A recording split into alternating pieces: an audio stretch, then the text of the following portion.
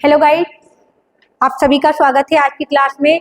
गई क्लास में हमने पढ़ा था काव्य बोध, है ना। काव्य से आप क्या समझते हैं, काव्य कितने प्रकार के होते हैं, उसी में आज हम पढ़ते हैं छंद।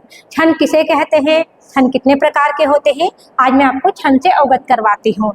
तो छंद जो है वो क्या है, तो छंद जो है जिस रचना में अक्षर एवं मात्राओं की संख्या जो है वो निश्चित होती है ना, उसमें तय कर रखी है कि जैसे जो दोहा छंद में कितनी मात्रा होगी, चौपाई छंद में कितनी मात्राएं होगी ना, इन्हीं मात्रा को निश्चित कर रखा है, उसको छंद कहते हैं।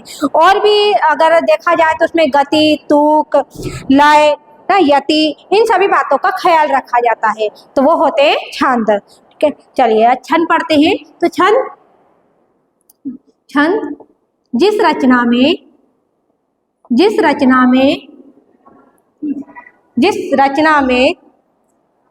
अक्षरों मतलब वर्णमाला जो रहती है वो, अक्षरों एवं मात्राएं या मात्राओं की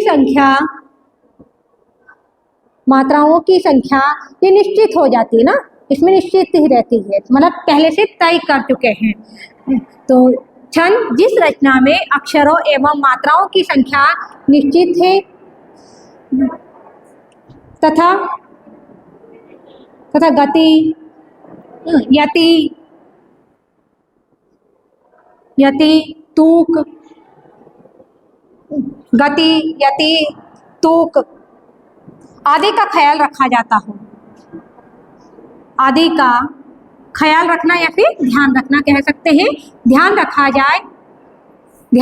जाए उसे क्या कहेंगे, उसे छंद कहते हैं। क्या कहते हैं उसको, उसे छंद कहते हैं। और भी अच्छे से बता सकती हूँ मैं, जैसे कि छंद के जो अंग है वो होते हैं वर्ण, मात्रा, यति, चरण और तूक, ये होते हैं छंद के अंग। वर्ण अक्षर को कहते हैं, जैसे आ से लेकर ज्ञ तक वो होते हैं वर्ण, जैसे का, खा, ग, ये सब क्या है, वर्ण ही है। अब मात्रा जो है वो वर्ण के बोलने में जो समय लगता है उसे मात्रा कहते हैं। जैसे आ बोल रहे हैं तो हम जल्दी से बोल लेते हैं, और अगर आ बोल रहे हैं तो थोड़ा सा उसमें समय लगेगा, है ना, तो उसको क्या कहेंगे, मात्रा कहेंगे। यति जो है वो विराम होता है, यानी कि रुकते हैं ना, रुकते हैं या रुकने को यति कहते हैं। छंद जब पढ़ते समय कुछ समय हम रुक जाते हैं तो इसी को यति कहेंगे। चरण मतलब होती है पंक्तियां, जैसे एक चरण, दो चरण ना, तीन चरण, या उसको पाद भी कहते हैं। तो चरण जो है वो पंक्तियां होती है, जो एक भाग को चरण कहेंगे। अब प्रत्येक चरण में, यानी कि प्रत्येक छंद के चरण में कुछ संख्याएं जो रहती है वो निश्चित होती है। जैसे अगर दोहा छंद की हम बात करें तो उसमें 4 चरण होते हैं, ये 6 पद होते हैं। तुक जो है वो छंद की प्रत्येक पंक्ति के अंतिम भाग में, यानी कि जैसे तगण और जगण कहते हैं, उसे कहेंगे तुक। अब आ जाते हैं हम छंद के भेद। छंद के कितने भेद होते हैं, तो छंद के 2 भेद होते हैं, छंद के भेद या छंद के प्रकार। तो छंद 2 प्रकार के होते हैं, छंद के 2 भेद होते हैं। नंबर 1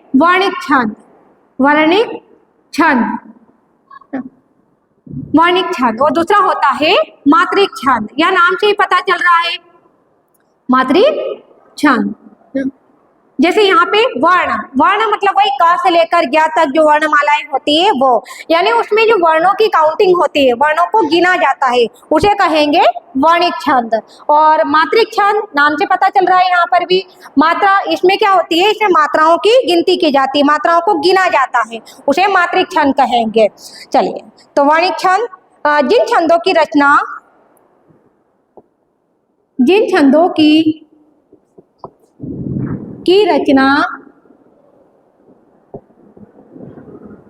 वर्णों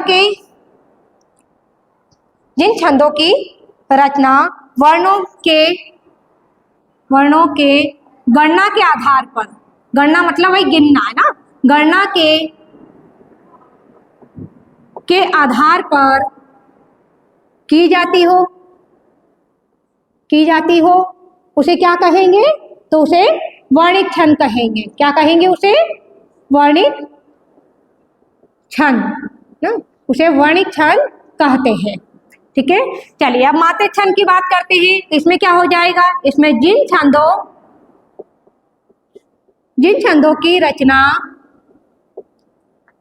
अब यहाँ पे वर्णों के आधार पे, यहाँ पे मात्राओं के आधार पे हो जाएगा। जिन छंदों की रचना मात्राओं के गणना ना, यानी कि मात्राओं की गिनती की जाती हो, मात्राओं की गणना के आधार पर की जाती हो, उसे मात्रिक छंद कहेंगे। उसे क्या कहेंगे, उसे मात्रिक छंद कहते हैं। तो यहाँ पे छंद के अंक के साथ साथ में छंद के भेद भी बता दिए गए हैं ना। वर्णिक छंद, दूसरा होता है मात्रिक छंद। अब इसमें हम पढ़ते हैं दोहा छंद ना। इसमें कई प्रकार के होते हैं, जैसे गीतिका, हरि गीतिका, उल्लाला ना। तो हम यहाँ पर दोहा छंद को लेते हैं। सबसे पहले दोहा छंद से आप क्या समझते हैं, दोहा छंद क्या होता है। दोहा छंद, अब इसकी पहले परिभाषा फिर उदाहरण। तो दोहा छंद की परिभाषा है कि दोहा छंद में क्या होता है कि इसके 4 चरण होते हैं ना। तो पहले और तीसरे चरण में 13-13 मात्रा होती है। इसमें दोहा छंद में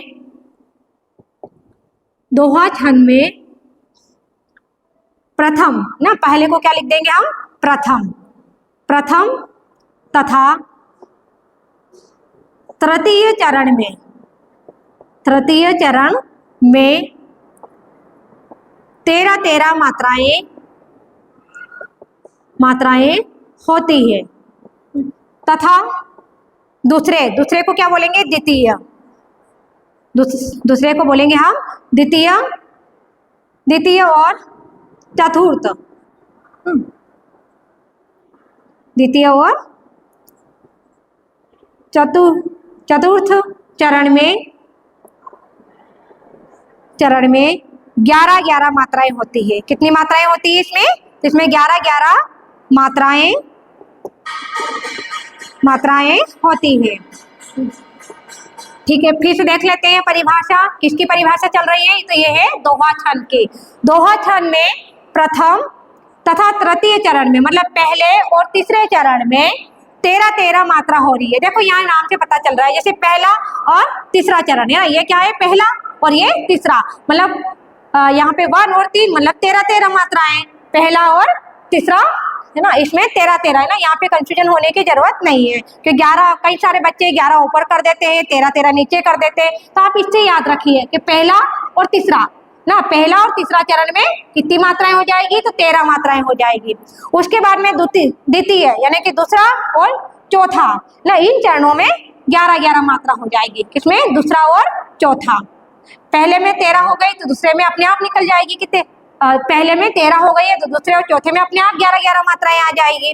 अब इसका उदाहरण पढ़ते हैं हम। इसका उदाहरण, दोहा छंद का उदाहरण, मेरी भव बाधा हरो। मेरी, ये बिहारी जी का दोहा है। जब मंगलाचरण शुरू होता है, यानी मंगलाचरण मीनिंग मतलब कि जब किसी कार्य की शुरुआत होती है तो उसके उपलक्ष्य में एक दोहा लिखा जाता है, जिसको मंगलाचरण नाम दिया है बिहारी जी ने ना। तो बिहारी जी का दोहा है कि मेरी भव बाधा मतलब दुविधा ना, बाधा हरो। मेरी भव बाधा हरो। राधा नागरी सोय। राधा नागरी सोय। मेरी भव बाधा हरो, राधा नागरी सोय। ये दोहा है, ये पहली लाइन है और ये दूसरी लाइन है। चलिए तीसरे चरण की बात करते हैं। जा तन की, जा तन मतलब होता है शरीर है ना। जा तन की झाई परे, झाई परे। जा तन की झाई परे, परे में भी डबल मात्रा आ जाएगी। श्याम, अब यहाँ पे उनको रंगों का बहुत अच्छा ज्ञान था तो उन्होंने 3 रंग को मिक्स किया था। श्याम हरित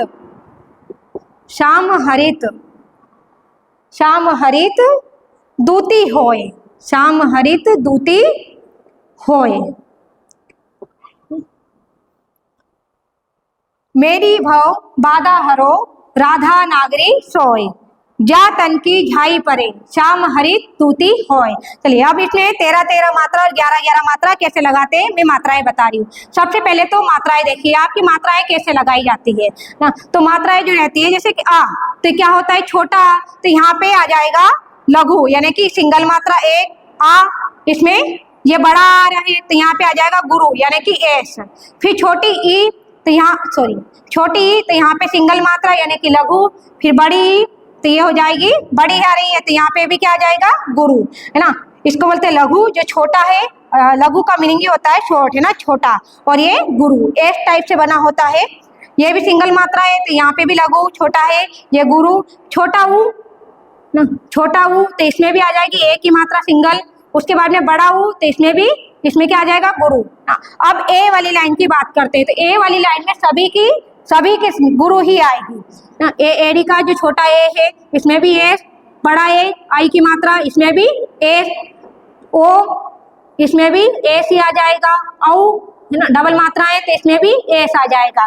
इसको क्या बोलेंगे गुरु, है ना। इसमें ए आई ओ औ इसमें सभी में गुरु ही आएगा। और अनुस्वार और अनुनासिक जो बिंदियां हैं वो किसी वर्ण के साथ में अगर मिलती है, वो अगर किसी वर्ण के साथ में मिलती है। चलो एक बार और दिखा देती हूँ, यहाँ पे मात्राएं आपको अच्छे से नहीं दिख रही होगी। चलिए परिभाषा तो हो गई है, एक बार और मात्राएं मैं आपको काउंट करना बता देती हूँ कि मात्राएं कैसे गिनी जाती है। वर्णमाला जैसे आ, छोटा आ है तो यहाँ पे आ जाएगा लघु या छोटा। आ बड़ा तो ये हो गया गुरु, छोटा ई तो ये हो गया लघु ना, छोटी मात्रा सिंगल हो गई है। यहाँ पे एस टाइप से लगा रहेगा, इसको गुरु बोलेंगे। छोटा ऊ भी छोटा, फिर बड़ा ऊ तो इसमें भी गुरु। अब ए वाली जो लाइन है उसमें सभी में गुरु ही आएगा। ए आई ओ इसमें भी गुरु, औ है ना, इसमें भी एस टाइप का गुरु। और जो अनुस्वार और अनुनासिक जो है ये किसी वर्ण के साथ में अगर मिल रहे हैं तो ये क्या बन जाती है, ये गुरु बन जाते हैं। ठीक है, ठीक है। अब मात्रा हम यहाँ पे लगाते हैं मेरी। देखिए यहाँ पे एक ही मात्रा है तो मैंने अभी बताया आपको कि जब एक ही मात्रा होगी तो गुरु ही आएगा। यहाँ पे बड़ी की गुरु, यहाँ पे सिंगल है, वर्ण में कोई मात्रा नहीं है। हाँ, इसमें मात्राएं काउंट कर रहे हैं हम, तो यहाँ पे भी लघु लघु छोटी सी। इसमें आ की मात्रा है तो एस आ जाएगा, मतलब गुरु। इसमें भी गुरु, इसमें सिंगल कोई मात्रा नहीं है, इसमें गुरु।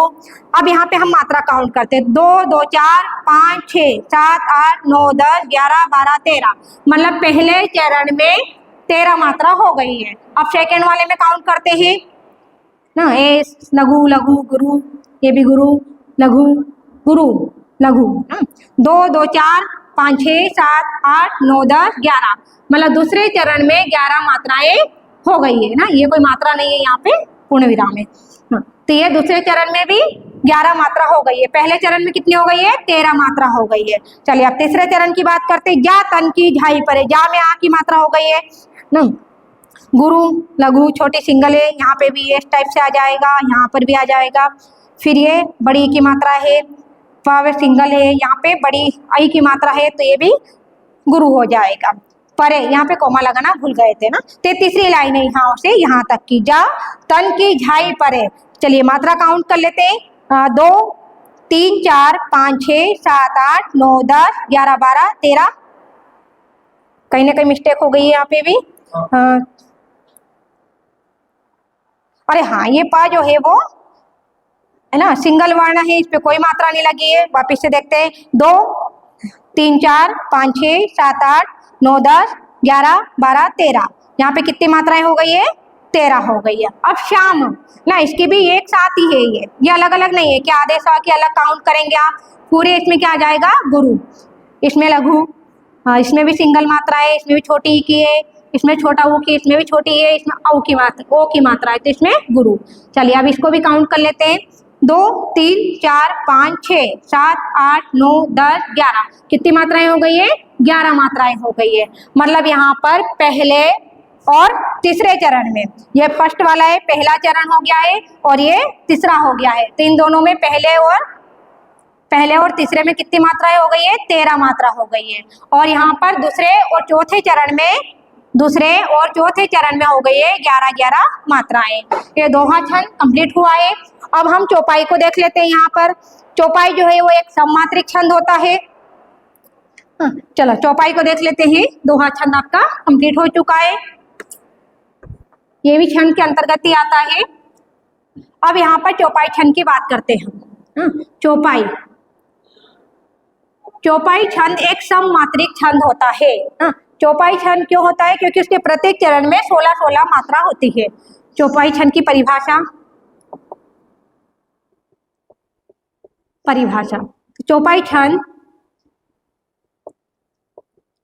चौपाई छंद एक सममात्रिक छंद होता है। सममात्रिक छंद होता है। चौपाई छंद एक सममात्रिक छंद होता है। इसके प्रत्येक चरण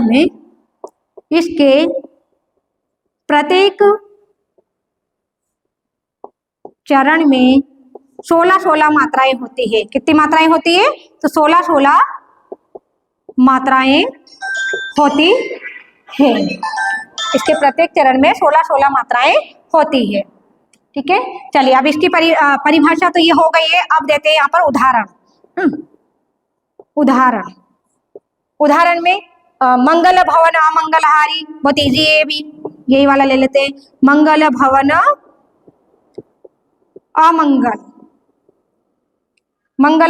अमंगल हारी। आपने अगर ऊंचे नीचे ऊपर मात्रा लगा दी है तो फिर मात्रा काउंट करने में प्रॉब्लम आएगी ना। दोहा अच्छे से याद होना चाहिए, दोहा और चौपाई भी, तो ये मात्रा अच्छे से लगा पाएंगे आप। द्रवसु दशरथ अजीर बिहारी। द्रवसु दशरथ अजीर में जा में छोटी की मात्रा आ जाएगी। अजीर बिहारी। चलिए यहाँ चौपाई की मात्रा काउंट कर लेते हैं। मात्रा काउंट करना तो आपको आ ही गई होगी। जैसे माँ है, माँ पे यहाँ पे जो आधा ना आ रहा है तो यहाँ पे भी क्या आ जाएगा ना, गुरु आ जाएगा। ये सिंगल है। लघु यहाँ पर भी छोटा ही आ जाएगा। तीनों वर्ण सिंगल है यहाँ पर। यहाँ पे इसमें भी अनुस्वार वाली बिंदी लगी हुई है यहाँ पर, तो यहाँ पे भी क्या आ जाएगा? गुरु आ जाएगा। ग ल और हा की मात्रा है बड़ी की है। यहाँ पे द्रव, यहाँ पे नीचे र है, इसका कुछ नहीं लगाना है आपको, सिंगल ही लगाना है ना। चलिए यहाँ पे सिंगल मात्रा है, यहाँ पर भी सिंगल, यहाँ पर भी, ये भी छोटा ऊ की मात्रा है। यहाँ भी 4 वर्ण अकेले ही है, कोई मात्रा नहीं है।